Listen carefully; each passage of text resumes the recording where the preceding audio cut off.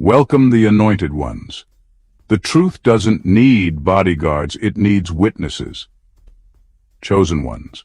Let's get straight into it, because what just happened to you is the kind of plot twist that exposes the real clowns in the circus. They thought they were building a case against you, so they went around asking questions, digging for cracks, hoping someone, anyone, would speak against your name. But here's the kicker. Research shows that when multiple people are asked about the same individual, the responses usually spread across a spectrum, some positive, some negative, some neutral. That's human nature. Nobody gets unanimous praise, nobody except you. And that's why this whole situation is hilarious and brutal at the same time. Every door they knocked on, every person they whispered to, every corner they searched, it all came back to the same verdict. Yeah, they're the best. Imagine setting out to ruin someone, only to accidentally write their glowing resume for free. It's like trying to roast somebody at a comedy show, but ending up doing their fan appreciation speech instead. Now they're standing there, faces red, looking like they tripped over their own trap. And the irony? They made you bigger. They circulated your name, spread your reputation, and accidentally put you in rooms you hadn't even entered yet. They didn't bury you, they advertised you. This is where it gets deep. Their failure isn't just in what they couldn't prove, it's in what they accidentally revealed. They wanted dirt, but all they unearthed was your foundation. They wanted scandal, but all they uncovered was testimony. And now, they're the ones looking like the joke in their own skit. So sit tight, because today we're about to break down how every question asked about you turned into an unshakable confirmation of your greatness, and why their little investigation ended up being your greatest endorsement yet. Number 1. Their investigation turned into your advertisement. They set out with one mission: to shrink you. Their plan was simple: ask around, collect opinions, and hopefully gather enough whispers to paint a narrative that you weren't who you claimed to be.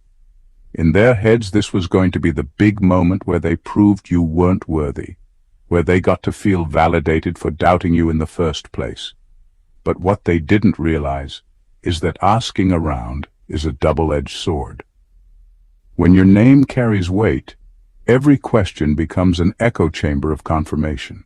Instead of finding ammunition, they ended up running your advertisement campaign without even knowing it.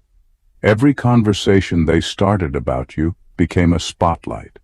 Every person they turned to became a witness, not against you, but for you. They weren't just gathering opinions. They were amplifying your influence. And here's where it stings them the most. The louder they tried to question, the louder the answers shouted your credibility. Their so-called investigation became free marketing, and it spread your name into spaces you hadn't even reached yet. They thought they were spreading doubt, but they were planting seeds of admiration. The cruel joke in all of this is that they did your work for you. You didn't have to defend yourself. You didn't have to prove yourself, and you didn't even have to know about it. They moved through their little network, certain that someone would finally break the pattern and say something against you. But when every single response came back aligned in your favor, it created a momentum they couldn't control. By the time they realized it, they'd already done the job of a publicist, circulating your name with energy they never even put into their own. And here's the part that cuts the deepest. Their investigation exposed more about them than it did about you. It showed that they were desperate to see you fail, so desperate that they invested their time in asking around instead of building their own credibility. Meanwhile, you stood untouched, strengthened by the very evidence they went searching for. Their attempt to shrink you only expanded you, because every endorsement they stumbled into became another brick laid into the fortress of your reputation. They started with suspicion, but they ended with confirmation. They set out to damage your name, but instead they upgraded it. And the heaviest part, everyone now knows that even your enemies accidentally advertise your greatness. Number 2. Their doubt became a public endorsement of you. The moment they had to ask about you, they already admitted something important. You mattered. People don't go around questioning those who are irrelevant, and they don't waste their energy trying to verify someone who doesn't pose a threat. The very act of seeking other people's opinions about you was a silent confession that your presence unsettled them. But the more they searched, the more they exposed themselves to an uncomfortable truth. Everyone else saw what they were trying so hard to deny. Every answer they received became a reflection, not just of you, but of them. When person after person confirmed your excellence, it turned into a mirror that highlighted the envy and insecurity that lived inside the ones asking. It's one thing to dislike someone privately, but when you go around fishing for validation and find none, your bias suddenly looks childish. Their mission to find agreement against you didn't just fail. It revealed that the only voice in opposition was their own. This is the brutal irony. They thought they were going to uncover hidden flaws, but what they uncovered was a unanimous recognition of your worth. And the more those voices spoke in your favor, the smaller they began to look. They wanted to prove you weren't all that, but every yes, they're the best, cut deeper than any argument you could have ever made yourself. Because truth that comes from other mouths carries a different weight. It isn't self-promotion, it's undeniable validation. What hurt them the most is that they couldn't control the narrative anymore. If one person had wavered, if just one had thrown a shadow of doubt, they might have used that as leverage. But when the responses kept coming back strong, consistent, and supportive of you, it turned their search into an unintended campaign for your character. Instead of exposing weakness, they exposed how respected and solid your reputation really is. And now, they're left with nothing to stand on. Their suspicion is exposed for what it always was: jealousy dressed up as concern. Everyone they asked didn't just defend you. They unknowingly testified against the one doing the asking. That's the part that stings the most. Their attempt to find your downfall only highlighted their own pettiness, while your name rose even higher in the process. Number 3. They were hoping to find skeletons, but you were the whole temple. They went digging with one expectation, that if they scratched deep enough, they'd find something rotten. The plan was to uncover skeletons, hidden flaws, or weaknesses they could parade as proof that you weren't as solid as people believed. But what caught them off guard was that the deeper they dug, the more they realized your foundation wasn't built on illusions or hype. You weren't a facade waiting to crumble. You were the whole structure, standing complete and unshaken. They weren't just looking at a person anymore. They were confronting something sacred, something they couldn't tarnish no matter how much effort they invested. Their failure wasn't because they didn't try hard enough. It was because there was nothing to find. And that reality is what humiliated them the most. The narrative they wanted to write about you needed cracks, needed hidden dirt, needed flaws they could blow out of proportion. Instead, all they found was consistency. The story they hoped to craft collapsed because the evidence didn't exist. They came looking for a scandal but had to settle for testifying to your strength. What makes this so heavy is that the search didn't just protect your name. It elevated it. The more they pushed, the more they accidentally proved how clean you really were. In a twisted way, they became your inspectors, and after their thorough probing, the report they walked away with said the very thing they didn't want to admit: you were solid through and through. Their hunt for skeletons ended in a revelation that you were more complete than they ever imagined. And here's the cruel part for them.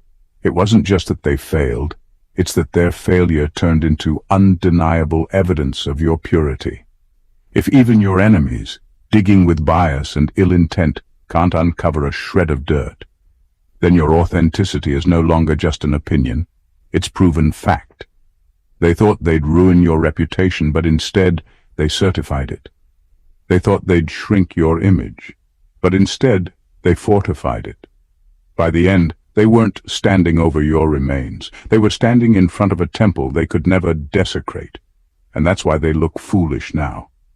Their own obsession exposed the truth they wanted to bury, and in trying to reduce you, they ended up bowing to a reality they couldn't deny. Number 4.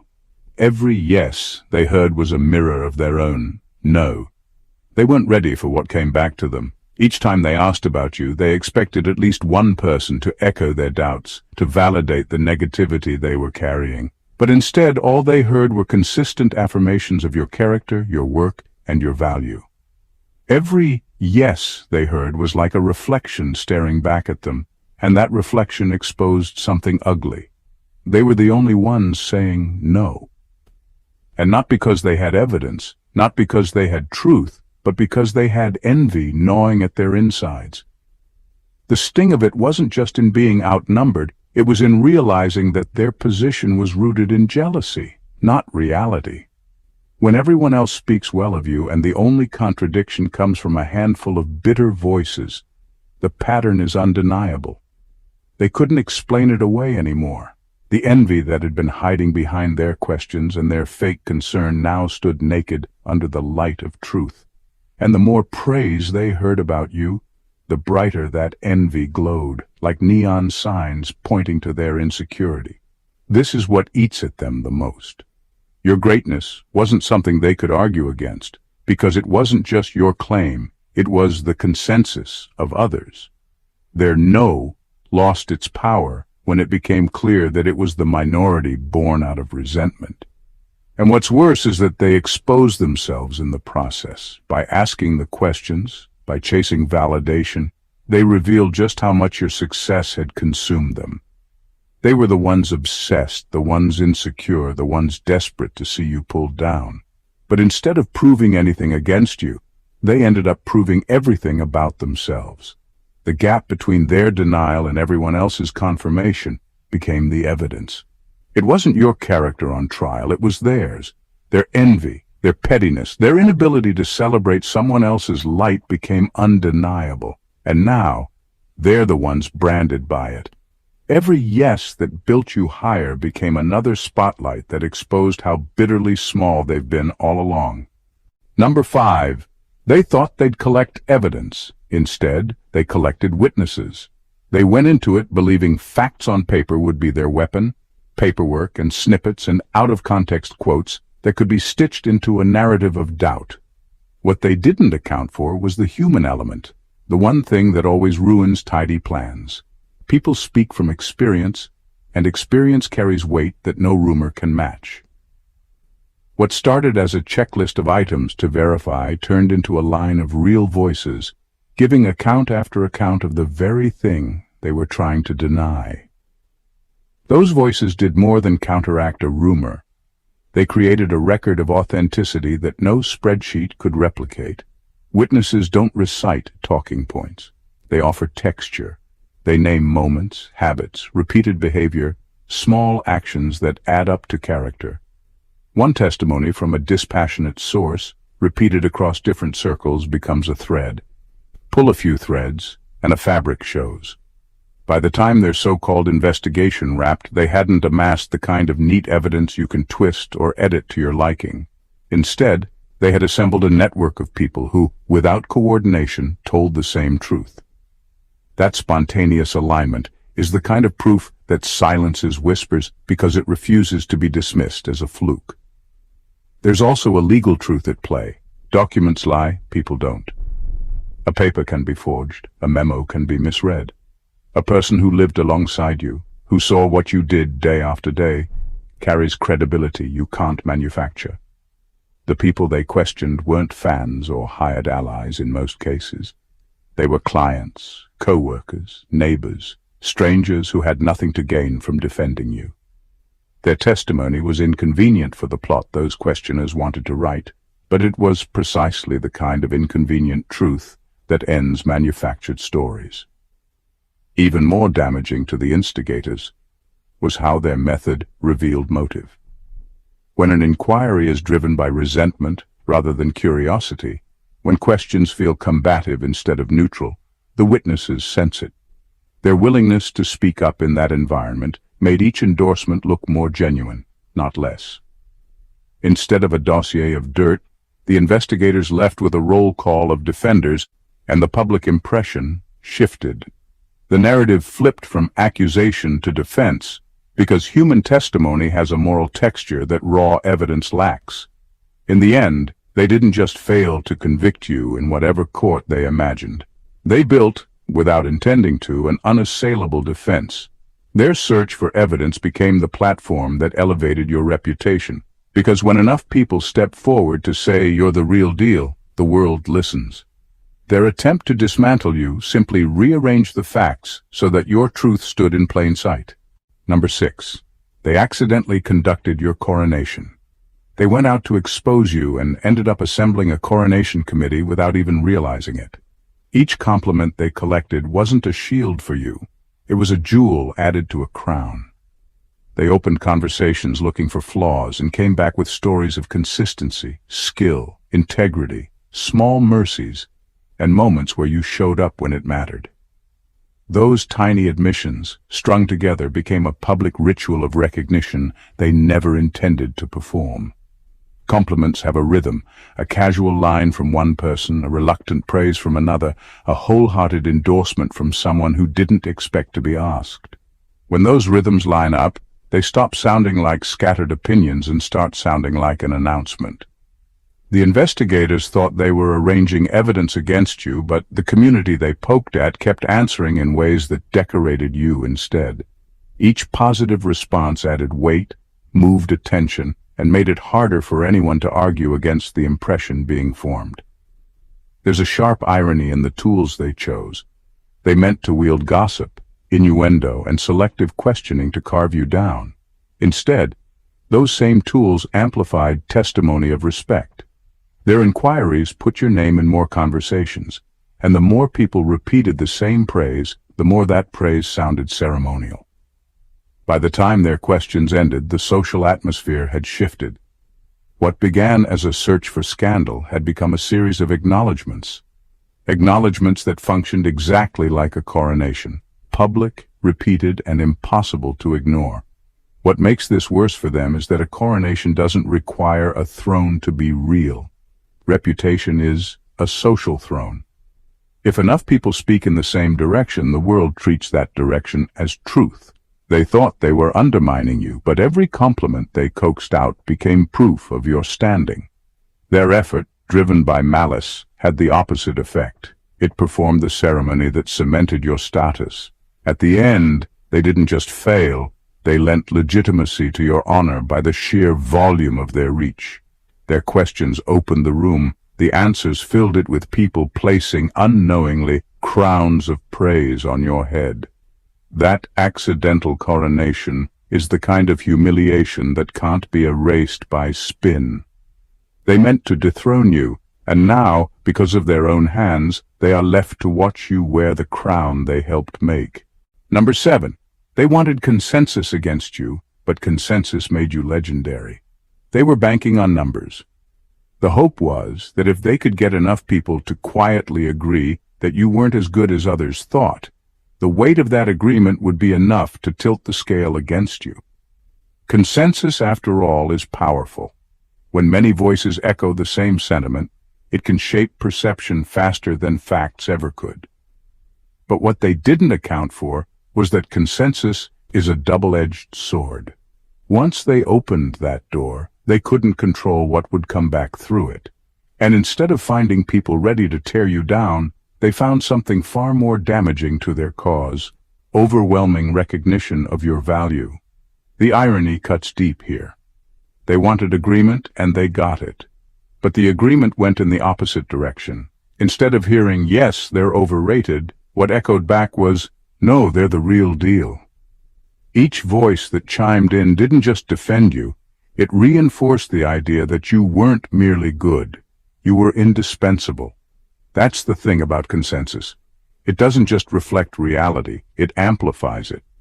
Once enough people agree on your worth, your reputation stops being just an opinion. It becomes a fact stamped into the collective mind. What they thought would weaken you ended up elevating you into a new category altogether. Consensus didn't just prove you were solid, it made you legendary. Legends aren't built on isolated compliments. They're built when the majority speaks in unison, and whether they like it or not, their questions orchestrated that chorus. Every person they asked became another voice in the choir, and the song they sang wasn't one of doubt, but of certainty. The cruel twist for them is that you can't argue with the collective. One bitter voice, or even a small cluster of them, gets drowned out when the crowd speaks clearly. Their no lost all meaning because the yes around it was so loud and so unified. And now, instead of convincing others that you're overrated, they've convinced everyone else that you're the one people can't do without. Consensus happened exactly as they hoped. It just crowned you instead of condemning you. They handed you a legacy they never meant to give, and in doing so, they carved their own humiliation into the story. Number 8. Their curiosity became your resume. They thought they were stirring gossip, swapping doubts, and fishing for dirt to pass around like casual entertainment. What they didn't realize is that curiosity, when directed at someone with real substance, backfires in the most poetic way. Every time they asked about you, people responded with stories of your consistency, your resilience, the times you delivered, the times you stood firm, the ways you carried yourself differently from the crowd. They weren't just collecting chatter, they were unknowingly piecing together a resume that you never had to write yourself. A resume works because it's a collection of evidence that proves capability. And that's exactly what they built for you. Except this one didn't come from your mouth, it came from theirs. They dragged your name into conversation after conversation, hoping someone would hand them a weapon. Instead, they were handed examples of your strengths. They got anecdotes that highlighted how dependable you've been, details that showcased your uniqueness, and confirmations that you weren't just another name in the room. You were the standout. By the time they finished their little tour of questions, they had curated a portfolio stronger than anything you could have drafted yourself. The sting for them is that this resume carries more weight than any document you could produce because it came from unbiased voices. When other people verify your excellence without you asking, it transforms your reputation from self-claim to established fact. That's the difference between boasting and being endorsed. The latter can't be denied. And because they were the ones asking, they ended up being the carriers of your proof. They transported your resume into places you might never have reached alone. In their attempt to reduce you, they expanded you. In their hunt for flaws, they showcased strengths. They walked away not with ammunition, but with a folder full of confirmations that said, in effect, this one is different, this one delivers, this one shines. They became the recruiters of your greatness without even knowing it. So now, every time they open their mouths to question you, they're really reciting lines from the resume they accidentally built. Their curiosity didn't diminish you, it documented you, and in doing so they certified that you don't just stand out, you stand above. Number 9. They asked around because they already knew the truth. The very act of asking about you was already a confession. People don't chase down answers to questions they don't care about, and they don't circle someone who has no effect on them. Their decision to ask around, to probe and pry, came from a place of restlessness. Something about you had already unsettled them. Deep down, they knew the truth about who you were and what you carried, but instead of facing it head-on, they tried to find cracks that could excuse their denial. Their questioning wasn't curiosity. It was an escape attempt. When someone is haunted by the weight of another's excellence, they can't just sit with it quietly. It gnaws at them. They feel threatened without you even doing anything. And that feeling pushes them to go digging, not for truth, but for relief. The problem is, truth doesn't change just because they go looking for loopholes. The more they asked, the more they backed themselves into a corner, because everyone they spoke to only confirmed what they already feared. You were as solid, capable, and undeniable as they suspected. The irony is that they weren't trying to prove you wrong as much as they were trying to prove themselves right. They needed someone to agree with their doubts so they could keep clinging to the comfort of envy. But instead, every "yes, they're the best" became another hammer blow against their denial. Each confirmation reminded them that the issue was never you. It was their inability to accept your greatness without feeling diminished. This is the part that cuts the deepest for them. Their questions made their motives transparent. People noticed that the only reason they were so fixated on you was because they couldn't stand how brightly you stood out. Their attempt to fact-check you exposed that they weren't searching for facts at all. They were searching for cracks, excuses, and loopholes, anything to make themselves feel bigger by making you look smaller. But in the end, the more they asked, the more the truth shouted back at them. Their need to investigate didn't weaken your reputation. It made it obvious how much power you held over them without even trying. Their questions betrayed them, because the only reason to keep circling your name is if it's already carved into their mind. Number 10. Every praise they heard was a blow to their ego. The praise they heard about you didn't just confirm your worth, it shattered theirs. Every time someone said, yes, they're the best, it wasn't just an affirmation of you, it was a reminder to them of everything they weren't. The words landed like blows because they had built their identity around comparison, around the quiet belief that they were more deserving, more talented, or more significant than you. But each compliment you received chipped away at that fragile image, leaving them exposed. What makes this sting even more is that they invited it on themselves. Nobody forced them to go around asking questions. They opened the door, expecting to walk through with proof of your weakness, but what they got instead was undeniable testimony of your strength. And in hearing those answers, they were forced to confront the gap between perception and reality. They weren't the standard people measured greatness by. You were. That realization is humiliating when you've spent so much energy trying to convince yourself otherwise.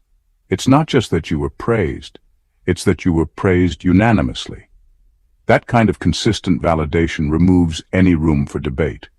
They couldn't dismiss it as bias or favoritism because the answers were too widespread, too genuine, too consistent. And every repetition of your excellence was another reminder of their irrelevance. That's why it hurt. The spotlight didn't just illuminate you, it cast a shadow over them.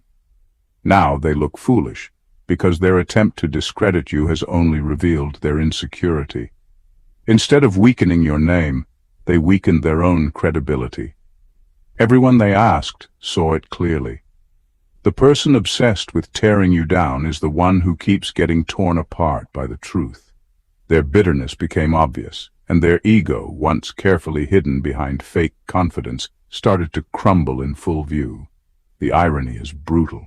They set out to prove that you weren't as great as people thought, but in the process, they ended up proving how deeply your greatness threatened them. Every praise they heard wasn't just about you rising, it was about them sinking. And now, they're left looking exactly how they feared you'd look. Small, insecure, and completely exposed. Number 11. They became the punchline in their own joke. They thought they were setting you up to be the laughingstock, the one everyone would roll their eyes at once the truth came out. But instead of scandal, they triggered applause. Instead of exposing flaws, they uncovered praise. The joke didn't land on you, it snapped back on them, and that's why they're wearing the clown mask now. What they imagined would be your embarrassment became their humiliation, because nothing makes someone look smaller than failing publicly at a scheme designed to shrink someone else. The real comedy here is that they rehearsed this in their head. They pictured conversations where people would finally agree with their doubts, nod in quiet conspiracy, and hand over the perfect line they could use against you. But the answers they got weren't weapons. They were celebrations. One after another, the people they questioned turned their investigation into a testimonial session. That repetition of affirmation became the punchline they never saw coming. They teed up the joke, but the delivery smacked them in the face. And here's where it really bites. When a joke backfires, the laughter doesn't just disappear, it redirects. Everyone watching, everyone hearing about how this unfolded, now sees them as the ones out of touch, the ones desperate enough to try and fail so obviously. The spotlight they tried to drag you under has turned into a stage light exposing their envy. They're not just the failed comedians in this routine, they're the audience's entertainment. What makes it sting worse is that they can't spin it. If they try to argue back, they only highlight how bitter they were to even start this in the first place. If they stay quiet, the silence feels like admission. Either way, the joke holds. The more they resist, the funnier it gets, because everyone knows who the clown is now. So the punchline hit, but not where they aimed it. It didn't stick to you, because the evidence wasn't there.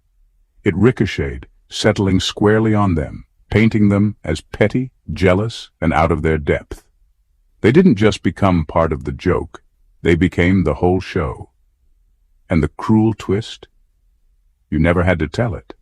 They wrote it, delivered it, and starred in it all on their own. Number 12, they wanted answers, they got revelation. They went in expecting neat answers they could file away and weaponize. Dates, receipts, a few offhand remarks to string into a story. What came back wasn't tidy. It was a pattern of truth that kept repeating until it couldn't be ignored. People didn't hand over isolated facts. They offered the same core reality from different places and perspectives. That repetition wasn't debate fodder. It was revelation, a consistent, unavoidable account of who you really are that couldn't be argued into silence or massaged into doubt. Answers can be squeezed, edited, or framed to fit a narrative, but revelation lands differently. It enters a room and changes the way everyone in it thinks.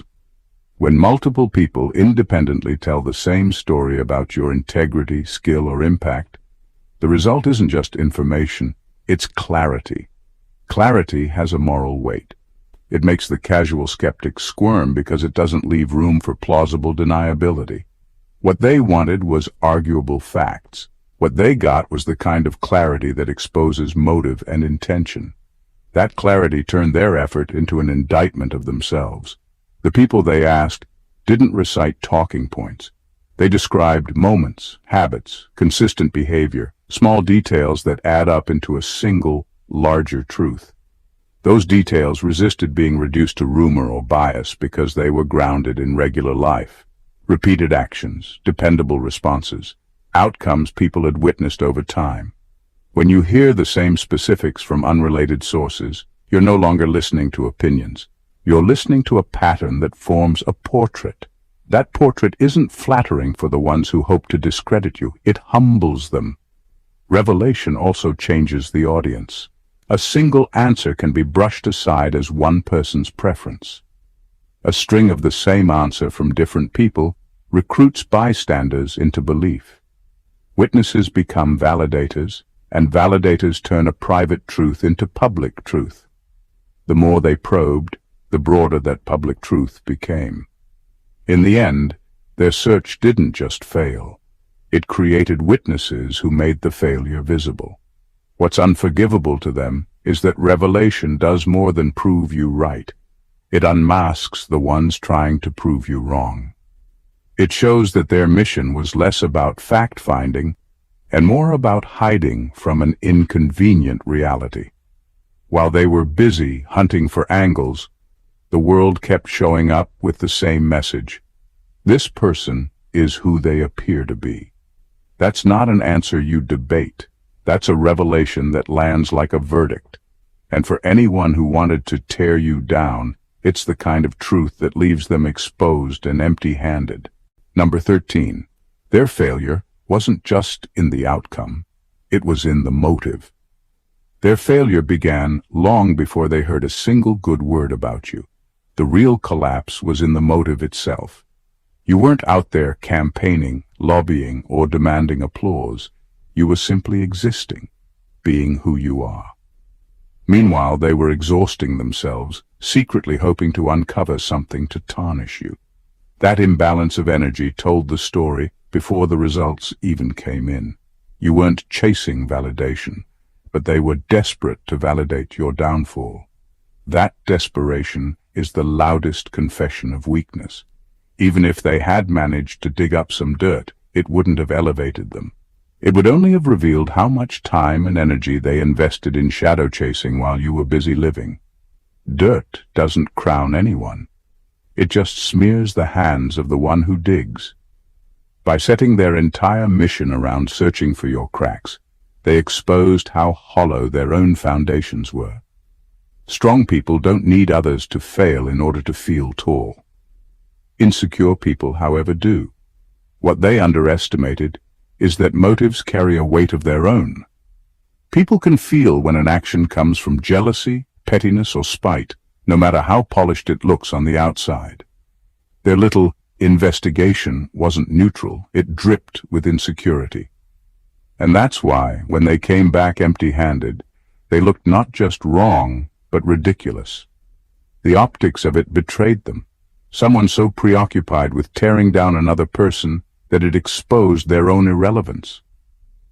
The sharpest humiliation here is that their behavior made your position clearer, not weaker. When others saw them scramble to validate their resentment, it highlighted the obvious. If you weren't significant, why would anyone need this much effort to try and discredit you? Their very obsession became the proof of your weight. It shouted that you mattered, even as they tried to frame you as disposable. So the real failure wasn't simply that every person they asked confirmed your greatness. It was that the act of asking revealed their envy, their obsession, and their smallness. Their mission started corrupt, and corruption can't yield triumph. The moment they chose to hunt for your downfall while you weren't even playing the same game, the outcome was sealed. They didn't just lose in result, they lost in motive, and that's a failure you can never recover from. Number 14. Your name didn't just survive, it expanded. Your name wasn't just preserved through their attempts to discredit you, it grew bigger, wider, and heavier than before. Every time they asked about you, they weren't keeping you hidden. They were circulating you. Their questions acted like unpaid marketing campaigns, sending your name into rooms you hadn't even stepped into yet. They thought they were running a smear operation, but what they really launched was distribution. Instead of shrinking your presence, they multiplied it. The irony is brutal. The very people who wanted you erased became the reason new people discovered you. Their obsession did the work you didn't have to pay for. They wanted whispers of doubt to echo, but those whispers turned into endorsements when every response they got was rooted in respect. The more they tried to drag your reputation down, the more evidence they collected that lifted it higher. That's how your name expanded, not in spite of their actions, but through them. It's one thing for you to talk about your own abilities, but it's entirely different when your detractors unintentionally hand the microphone to others who vouch for you. That kind of exposure carries more weight because it wasn't orchestrated by you. It was forced out of the mouths of witnesses. Their attempt to control the narrative only made it more believable, more undeniable, and more widespread. They became the courier service delivering your excellence to audiences who would have never heard about you otherwise. And here's the twist they'll never live down. Your expansion came at their expense. Every time they asked the question, every time they probed, every time they chased gossip, they were burning their own credibility to build yours. They had to watch, as the story they hoped would shrink you became the story that defined you in bigger terms. By the time they realized the damage they'd done to themselves, it was too late. Your name was already louder, stronger, and rooted in more places than before. That's why their failure wasn't passive, it was productive. They didn't just fail to stop you, they became unwilling laborers in your rise. You couldn't have scripted a better outcome. Enemies volunteering as your promoters, their malice working as your amplifier. Your name didn't just survive their schemes, it expanded, and that expansion is permanent. In the end, the story isn't just about what they tried to do. It's about what they accidentally revealed. Every question they asked, every whisper they chased, every attempt to find fault became proof of your excellence. They went searching for cracks and found strength. They went hunting for dirt and built your resume.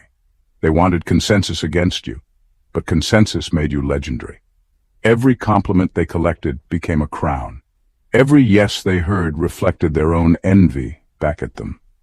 Every effort to undermine you only amplified your influence, spread your name further, and cemented your reputation in ways they could never undo. Their failure wasn't simply in the outcome, it was in the motive. Their obsession, their insecurity, their envy, they all became visible in contrast to your unshakable presence. The more they tried to diminish you, the higher you rose. The more they tried to control the narrative, the louder your truth became. The irony is undeniable. Their own schemes performed the work you never had to ask for. They wanted scandal and got revelation. They wanted to bury you and ended up conducting your coronation. They wanted agreement against you and found unanimous recognition of your greatness. What they couldn't anticipate, and what no attempt could change, is that your existence alone exposed the imbalance in their hearts and minds. Their questions didn't just fail. They built a record, a legacy, a testament to your impact. They weren't just observers of your life. They became unwitting witnesses to your rise. Every move they made in secret ultimately served you openly. So now, while they sit bewildered by the very truth they tried to manipulate, you stand taller, stronger, and untouchable. Your name didn't just survive their scrutiny. It expanded, amplified by their own hands. Their failure is permanent, your triumph undeniable, and the lesson is crystal clear. When they attempt to break you, they often end up building you. Every misstep they took, every plan they hatched in shadow, became the very evidence of your greatness. And that's the ultimate truth. While they look foolish and exposed, your legacy is untouchable, unstoppable, and fully confirmed. The world sees it, the witnesses confirmed it, and now so do they. If this breakdown hit you as hard as it did for them, don't keep it to yourself. Hit that subscribe button so you never miss another deep dive like this. Smash the like button to show you're here for the truth. Drop a comment and let us know which part blew your mind the most. And share this video with anyone who needs to see how power, reputation, and truth always find a way to shine. Join the community, stay woke, and keep watching, because the story isn't over and the best is yet to come. God bless you.